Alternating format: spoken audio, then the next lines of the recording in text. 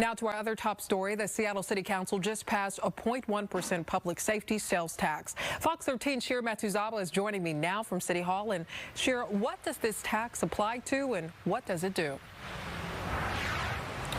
Well, Sabir, that city council meeting is actually still going on right now, but that vote happened about 20 minutes ago with all of the council members voting in favor of it, except for one, Council Member Rivera. Now, take a look at some video, though, of what that meeting looked like while we were in there earlier. About 40 people were attending.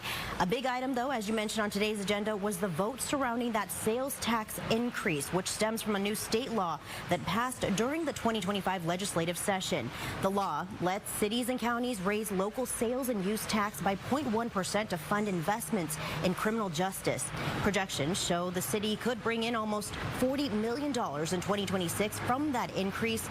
Seattle City Council President Sarah Nelson tells me the intention is to use it for costs associated with public safety, which could include treatment of substance abuse disorders, homelessness, and staffing first responders. But some have pointed out just how high Seattle's sales tax already is and the impact that will have on low-income residents.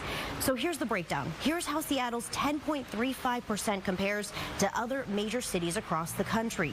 New York City is at 8.88%. Boston is at 6.25%.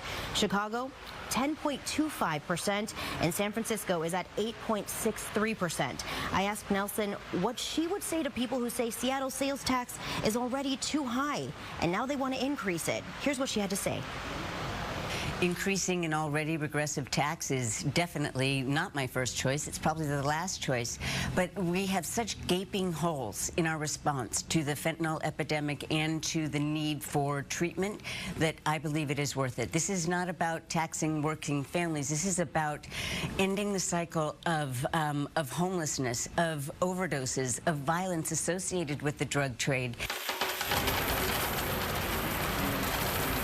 And she went on to say she believes this increase is worth the cost and that it will save lives. Now, just to clarify, Nelson tells me that today's vote was just to authorize the tax increase, but how it'll be spent, that money, it'll be up to the council during budget deliberations. In Seattle, I'm Shira Matsuzawa, Fox 13 News. I'll send it back to you.